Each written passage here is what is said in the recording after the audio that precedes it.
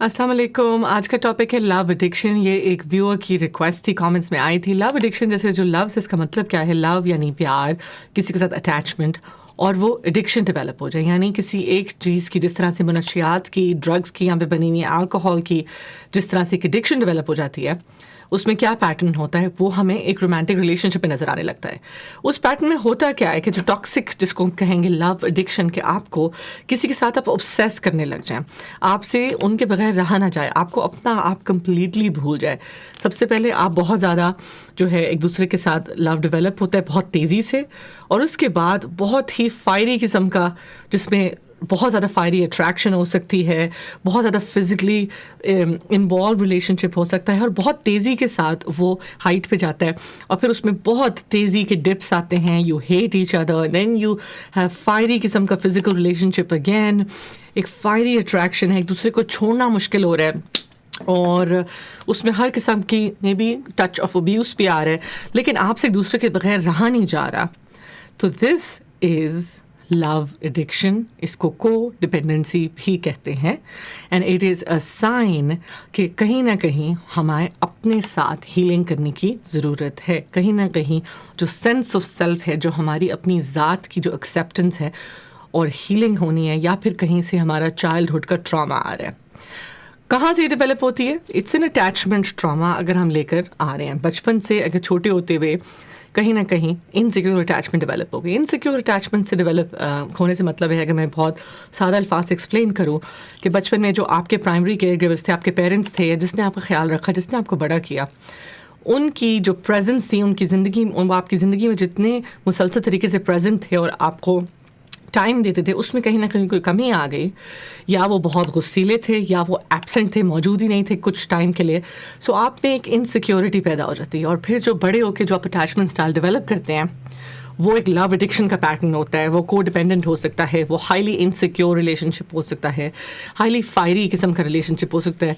तो अब इसके लिए क्या किया जाए? तो देखिए, सबसे ज़रूरी है we have to go back to the self.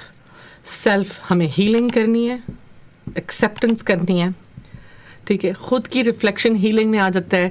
Reflect करना, मेरा चाइल्डहुड कैसा था, मेरे अटैच होने के पैटर्न्स क्या हैं, मेरी एक्सपेक्टेशंस क्या हैं, क्या मैं खुद के साथ टाइम गुजार सकती हूँ या नहीं गुजार सकता, क्या मुझे अपना आप पसंद है। अगर मैंने खुद के साथ अपने आप के साथ पार्टनर बनना होता, तो क्या मैं अपने आप को चूज़ करती? ना करती तो वो क्यों ना करती? उन चीज़ों पर रिफ्लेक्ट करना। फिर उसके बाद कौन से पार्ट्स है जो मुझे अपने आप में, अपनी ज़ात में नहीं अच्छे लगते, तो उनको मैं कैसे एक्सेप्ट कर सकती हूँ और मैं ग्रो कर सकता हूँ। एक्सेप्टेंस और ग्रोथ साथ साथ हो सकती है।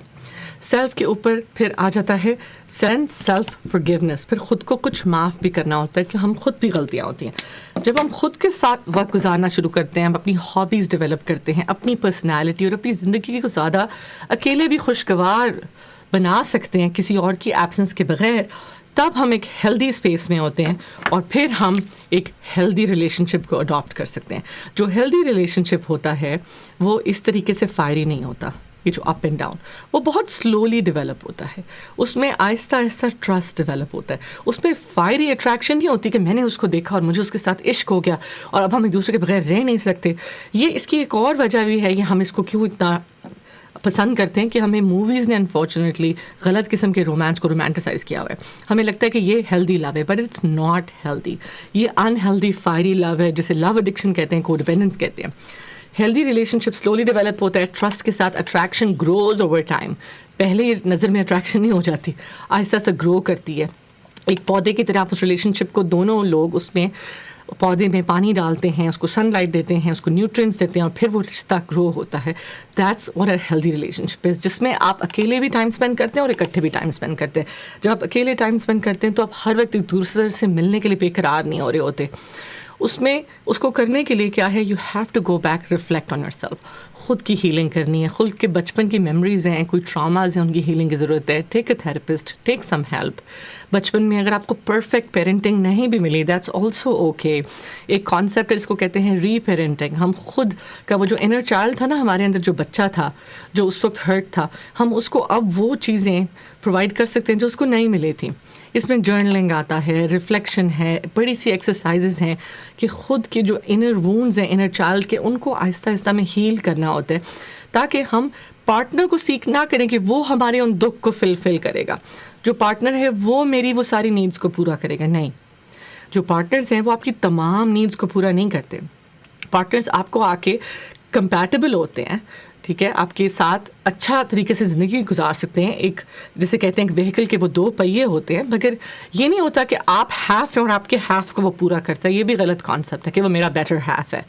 آپ ہول ہیں اور وہ بھی ایک ہول ہے, اور آپ جب ٹوگیدر آتے ہیں تو you add more to the life. یہ سوچنا کہ میں انکمپلیٹ ہوں اپنے پارٹنر کے بغیر, that's a red flag. Then we think about love addiction. خود کے ساتھ ٹائم گزارنا شروع کریں, ریفلیکٹ آن یور سیلف, اپنی ہابیز کو ڈھونڈیں, اپنی ہیلنگ پہ کام کریں, اور اپنے آپ کے پازیٹیوز دیکھیں, خود کو معاف کریں اور خود کو فلی ایکسیپٹ کریں. اور جب آپ خود ہیلدی فیل کریں گے اپنے بارے میں, then you will go towards a healthy relationship which is not about love addiction. I hope اس سے کچھ نہ کچھ آپ کی ہیلپ ہوئی ہوگی. پلیز چینل کو ضرور سبسکرائب کر دیجیے. اپنا بہت سارا خیال رکھیں. کامنٹس میں بتائیں کیا چیز اچھی لگی, کیا چیز نہیں اچھی لگی, اور کون سے ٹاپکس پہ آپ چاہتے ہیں میں ویڈیو اور بناؤں. I will see you in the next video. اپنا بہت زیادہ خیال رکھیں. اللہ حافظ.